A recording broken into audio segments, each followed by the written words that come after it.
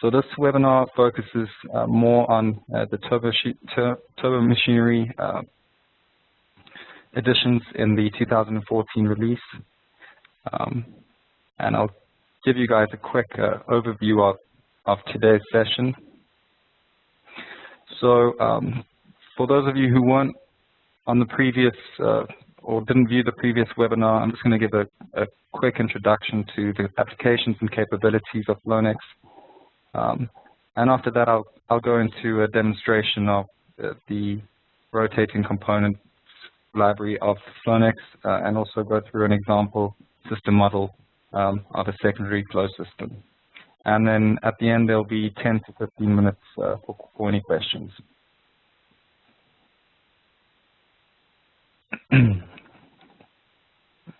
So as some of you might know, Flownex is a 1D thermal fluid system simulation tool. It allows users to predict, design, and optimize for mass flow rates, pressures, temperatures, and heat transfer rates, and can be used for system optimization, investigation studies, concept design, feasibility studies, and so on. It's a really flexible tool, and this means it's suitable to a wide range of industries. So again, it's been around for about 20 years. Initial development started in 1986. In its early days, it was used by Rolls-Royce to model aircraft engine combustion systems, and it's evolved through the years to today, where I'll be showing some of the secondary flow modeling that's been added.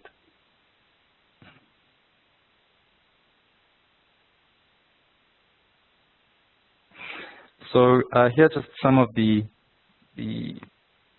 clients, customers across the wide range of industries, from mining, power generation, aerospace and military, to oil and gas. You might recognize a few of those companies. And let me start with some of the applications and capabilities. So Flownex allows for the simultaneous simulation of multiple fluid models. This includes liquids, gases, gas mixtures, homogeneous two-phase fluids, and non-Newtonian fluids. It has complete heat transfer capabilities, which means it can model radiation, convection, and conduction. And any additional heat transfer correlations can easily be implemented using a Flownex script. The script is something I'll be showing later on in the presentation, but it essentially allows you to script in C# any mathematical relationships that might not be in the tool. It makes it really customizable and extremely versatile.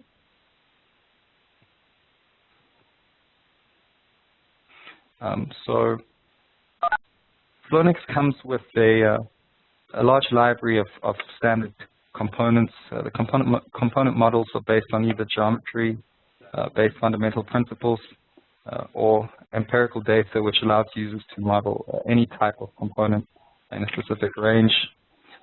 These components are used as building blocks for various thermal fluid systems, including anything from water and gas distribution to ventilation, complete power generation cycles, and up to the secondary flow path in gas turbines. The components I'm going to be focusing on today are those in the those in the rotating component library, and they're used for modeling secondary flow and heat transfer paths in gas turbine engines, starting at the compressor extraction and ending at the turbine blade exit.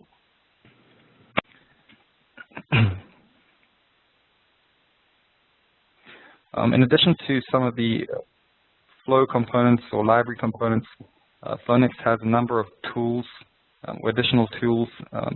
For example, it has the capability to perform a sensitivity analysis through either a parametric study or Monte Carlo analysis. There's a designer tool that allows for the automatic calculation of component and equipment sizes and capacities to obtain a specified system operating condition. An example of this would be to determine RSS sizes for flow balancing in a system. And then there's also an optimizer tool that provides a method to minimize and maximize component or system parameters.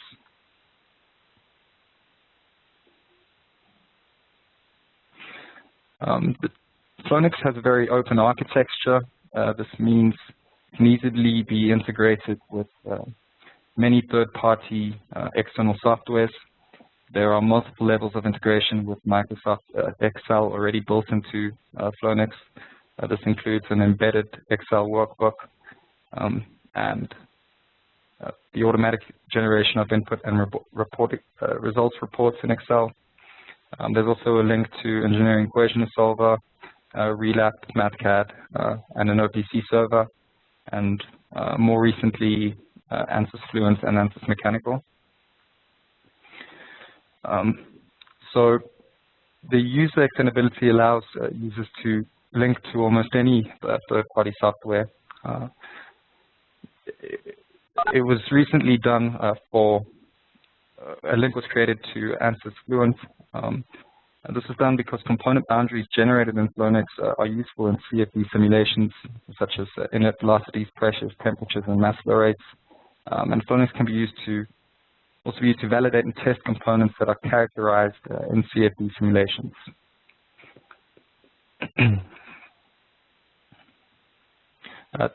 That brings me to the end of the general overview. What I'm going to do now is I'm going to start the actual demonstration of our secondary flow components. To make sure we've all on the same page, I'm first going to just go over some definitions and relations that are used in Flownex. I'll then take you through each of the individual components contained within the rotating component library. So just to basically explain the layout of Flownex and what you're seeing at the moment. On the right, we have our libraries. So here's where all our flow components are located. And if I expand the rotating components library, you'll see the several rotating components that are included. Some of them were in the previous versions, but most of them are new additions to the 2014 release. And what we have in the center here is essentially the drawing canvas. So this is where you're going to be creating your model. It's got drag and drop functionality, which makes building networks quite easily, and they link up automatically and create nodes where needed. So you'll notice that some of the components in the rotating library are nodes or node types, and others are elements. So just the distinction between those two is that elements typically have one inlet and one outlet, where nodes can have various inlets and outlets. So for that reason, components like the cavities, so the rotor cavity and the rotor static cavity are node types. So you can have, say, multiple channels going into a cavity, and then components like the rotating channel will only have one inlet and one outlet.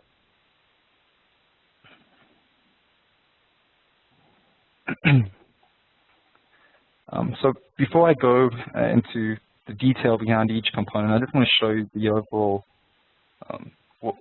what an integrated system would look like, just so that we don't lose each other as I move on through the demonstration. So what we have here is a flow path from the compressor lead point through to the exit of the turbine over here. And you can see how these components are sort of linked together. It's quite intuitive, and what's nice is you can import background images and build your network over that, which makes it quite easy to interpret for someone who hasn't necessarily set up the network either. I might mention as well that all inputs to all components are defined in this input window here on the left. Again, most inputs are pretty self-explanatory, and results for individual components. This is one of the places it can be viewed. It's also in this result window in the same location.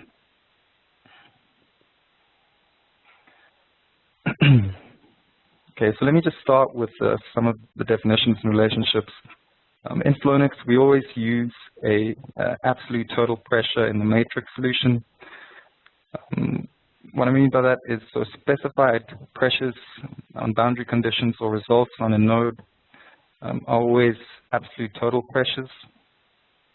And what that essentially means is that if you take a compressible fluid flow calculation here for this total pressure, it uses a Mach number calculation that used the absolute velocity vector in its calculation. So the absolute velocity vector is the fluid particle velocity as seen from a stationary reference frame outside of the machine. Another important definition is swirl. So in Flownex, swirl is defined as the product of the radius and the tangential velocity. This physically represents a measure of the moment of flow about the turbo machine center line at a specified location or radius. When flow rotates, we add a conservation equation for the conservation of angular momentum. So swirl is calculated on the swirl solver for all nodes in the network as a function of each other by the application of, as I just mentioned, the angular momentum conservation equation over all of the components. So in addition to all of these components within the rotating components library, there's also a swirl boundary condition in Flownex. So I'm just going to zoom in here so you can take a look at what I mean. So traditionally, boundary conditions in Flownex are represented by these gauge elements where you can specify temperatures and pressures. And what was added was a swirl boundary condition. So you just link that up to any node, and you can then fix the swirl at certain points in your network. And this would typically be where you define swirl entering a system or any other place in the network where it needs to be fixed. And the inputs to this boundary condition are the radius and the machine rotational speed. You can see that over here. So that's pretty straightforward. And another thing you need to define is the swirl ratio. So what the swirl ratio is, it's a ratio between the angular velocity of the machine that we specify here and the tangential velocity of the fluid. So with the rotational speed and the swirl ratio specified, we can calculate the swirl using the radius, since the swirl is the product of the radius and the tangential velocity. So that brings me to the first component I'm going to be going over, and that's the free vortex. So what you see here on the left is just a simple illustration of the control volume, where R represents the radius and A represents the outer radius. This on the right is just how the component is displayed or visualized in Flownex, and its inputs will then be specified on this input window here. So there are a couple of assumptions with the free vortex components. The first is that the tangential velocity is assumed to be dominant. And what is meant by that is that the radial and axial velocities are negligible. Also that no viscous forces are considered, as only isentropic flow conditions are modeled. And that assumption means that the swirl is constant throughout the component. So it's not a factor of the radius. It doesn't change with the radius. It's also assumed that no work is done on the free vortex, and that from these assumptions, the total absolute enthalpy and pressure at all radii are constant. But it's also important to note that the static conditions do vary through this component. I'm just going to click on the component and go over some of the inputs. So you can see we specify an inner and outer radius for this component. And then we also specify a radius fraction, which is which is where upstream and downstream flow enters and exits the component. So we can see upstream here from this restrictor. Maybe if I zoom in, it'll be a little more clear. So flow is entering this free vortex at a radius fraction of 1. So 1 would be, in this case, the outer radius, and it exits at a radius fraction of 0. So that would be the bottom of the vortex. And if we were to specify a radius fraction of 0.5, that means it would be exiting somewhere or exactly in the middle of the inner and outer radius. I'll also quickly just go through some of the results of this component. So we can see here that we are essentially conserving angular momentum. So these are the swirl results at various points in this network.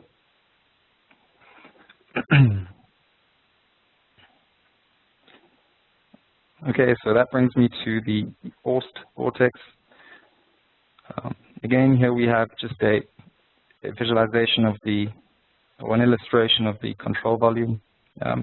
With this component, you can imagine flow through a radial impeller blade. It is assumed that the velocity of the fluid is a function of the radius, and also that the tangential velocity is assumed dominant, as was the case with the free vortex. So the forced vortex then reduces to a solid body rotation where the tangential velocity is a product of the swirl ratio, the machine rotational speed, and the radius. So to keep this vortex spinning at the rotational speed we specify, work is going to need to be added or subtracted from the fluid depending on the swirl of the incoming fluid. And that is a result, so that work or that power transfer is a result of the component itself. I'm not going to go into too much detail on the relationship between the radius of the equations of the relationship between the radius and the pressures and enthalpies, but I will just highlight the fact that Flownex calculates the pressure loss for each of the connected elements on account of the vortex and adds it to the pressure loss of the element. So to show you what I mean is if we look at the downstream component downstream of this forced vortex, if we go to its results tab, we see a vortex pressure loss upstream of that component, and so that's taken into account on this specific component. We look at the other one, we can see the vortex pressure loss is 0 upstream and 0 downstream. So it's only affecting the downstream component in this case.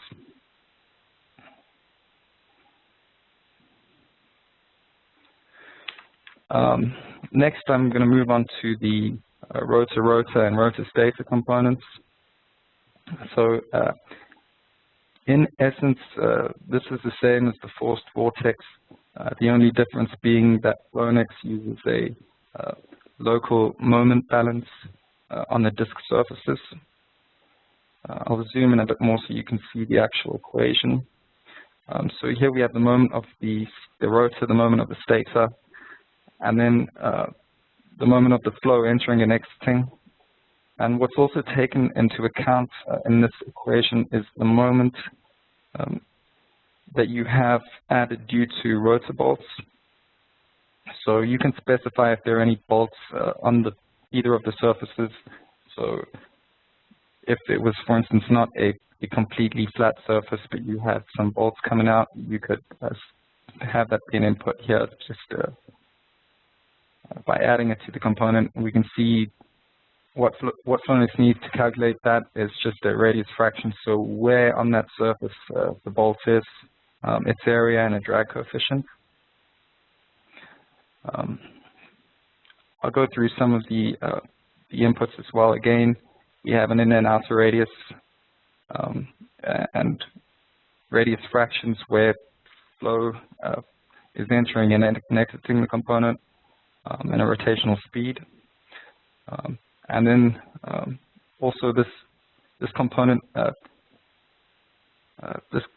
for this component, the swirl ratio is actually calculated from the moment balance. So that's an output, and then also we have the power transfer to or from the fluid is also an output.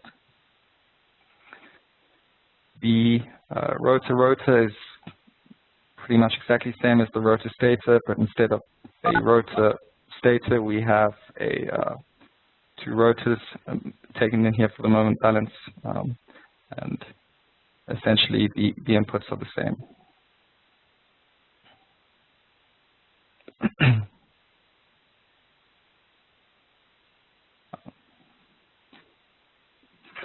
So the next component in the library is the rotating channel.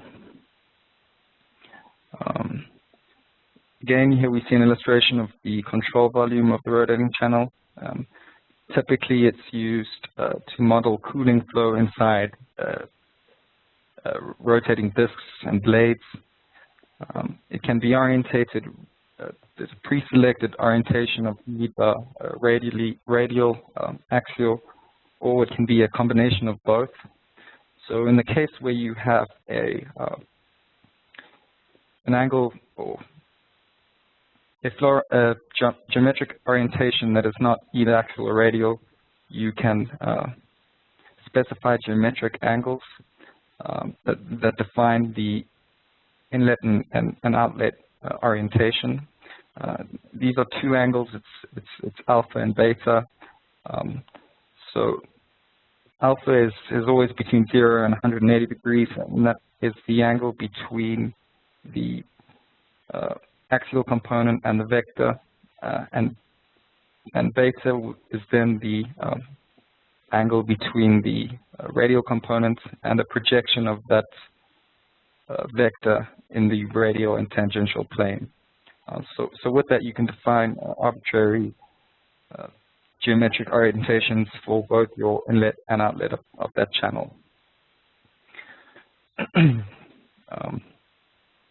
Also quite important here is that this model includes for rib wall and pedestal friction factor correlations. So we can specify the pipe wall profile, whether it be smooth, ribbed, or pedestal, and then you just need to specify the appropriate geometry, and Flownex will use a correlation to determine the friction factor based off of that. This is important. So typically, the wall profile is changed to increase heat transfer within the channel. And that is something that can also be modeled within Flownex. So you would do that by linking one of these components up to a heat transfer element component. So heat transfer in Flownex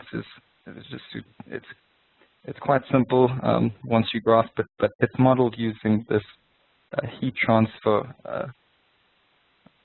element. And what you do is you define upstream and downstream heat transfer modes, so whether it be radiation or convection, and then you can also model the conduction through the material itself. So if we look downstream of this component would be the flow within the channel. So if we look at our heat transfer options there, if I go to convection, you can either specify a constant H based on some calculation that you've made, or if you have that value, or you can use the built-in correlations. And there are correlations for the rib wall channel and the pedestal channel that have been added specifically for the rotating components.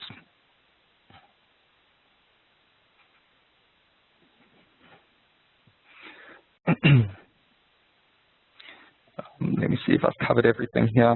So also we can increment this channel, same way we can increment, those of you who may be familiar with Flownex, normal pipe elements in Flownex. Another important thing is that all body forces and subsequent power transfer are accounted for with this model.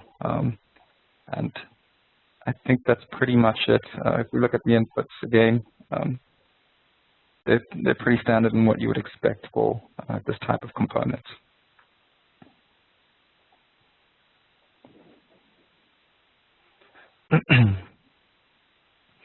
So I just remembered something I wanted to mention here is certain cases you have flow orientations that are different to the orientation or the geometric orientation of the channel itself, which means you need to specify some incident angle or an angle at which the flow is flowing relative to the inlet of the channel, and that can be done as well. So a certain option is to either apply the geometric angle to the flow orientation, or you can specify a unique flow orientation the same way, using the same angles that you did to define the geometric orientation. Moving on to the rotating annular gap. So the purpose of this component is to calculate an axial pressure drop while accounting for the effects of rotation. So either the inner or the outer wall is rotating in this case. And another important factor that needs to be calculated is the tangential wall shear stress.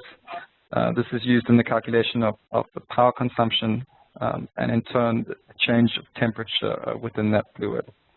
There is a limiting case for this component, which implies that a boundary layer is present throughout the entire control volume. And there are several. It does, however, account for several different flow regimes. So flow can either be fully laminar, fully turbulent, or a combination of both for this element. Excuse me, hello? Yeah, yes, go ahead. Can I ask, could it include counter-rotating shaft rotation between those two cylinders, or? That's something I can look into, but from what I understand is one of these is stationary and the other is rotating. So, I mean,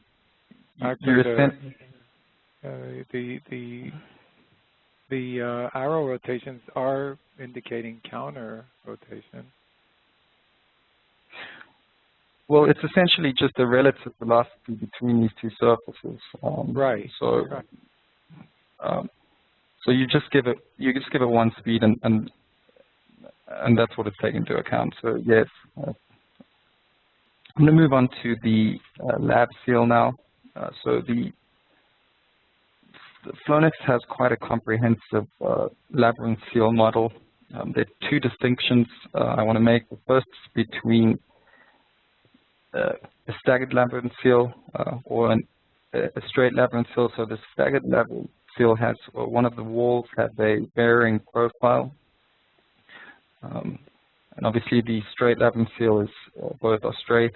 And then the second distinction is between an axial seal where there's no change in radius and a radial seal where there is a change in radius.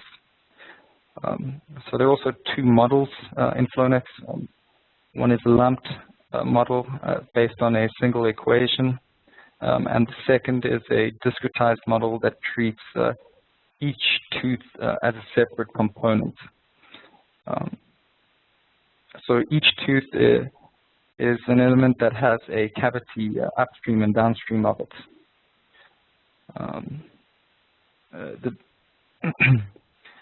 If we look at some of the inputs to the component itself, you can see the first input that requires is, or that you give it is whether it's a single element or a discretized model.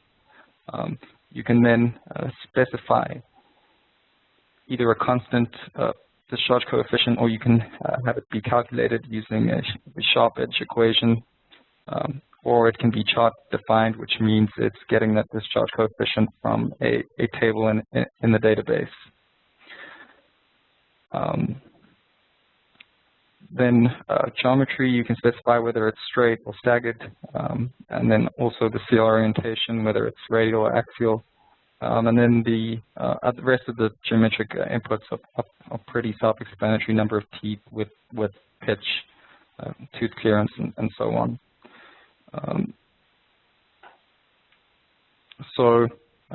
Finally, regarding the labyrinth seal,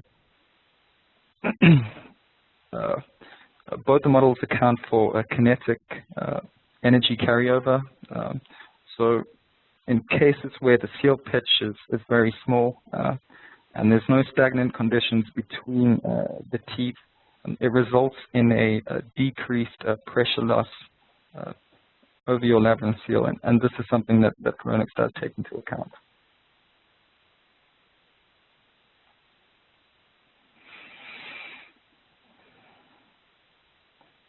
Okay, next we have the rotating nozzle component. So the rotating nozzle component inputs are very similar to a standard orifice input, but there are correlations here for that calculate the discharge coefficient based on different entry types. So we have 3 different entry types for the specific model. We have a sharp entry, which is a 90-degree angle. We have a rounded entry, and then a chamfered entry, which is essentially a sharp entry that's just been cut off there. So our discharge coefficient will be calculated based off of that specified entry type. You can also specify the length of the nozzle and the effects of, again, an incidence angle on the discharge coefficient. So if the flow orientation is different from the geometric orientation, that'll have effect on that nozzle's discharge coefficient, and that'll be taken into account as well. There's something I'll highlight later on, but I want to just mention it now again. So in cases where you're specifying a discharge coefficient, you could have that be calculated within your project in an embedded Excel spreadsheet or a script and be fed as an input into this component, which means that you could calculate that discharge coefficient based on any correlation you essentially deem necessary.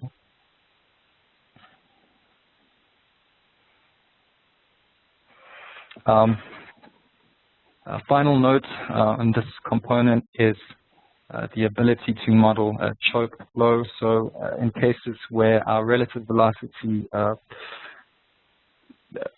surpasses the sonic velocity, we can model choking as with the standard orifice component in Flownex.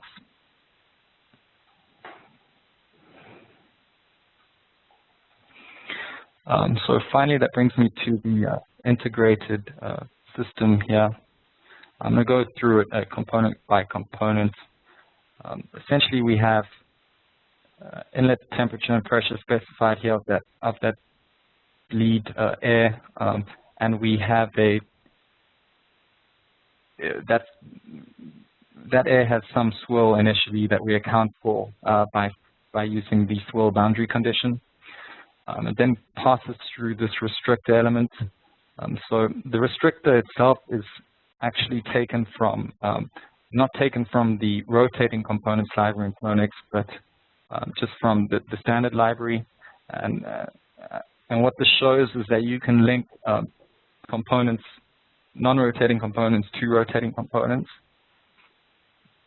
And if we look at the input required for that, so by default it's do not transfer any swirl, but you have the option to specify a swirl transfer factor. So if you specify a swirl transfer factor of 1, you essentially transferring 100% of the upstream swirl to the downstream component. And the other option is to specify a rotational speed, which will then assume that the component is rotating at the same speed as the machine.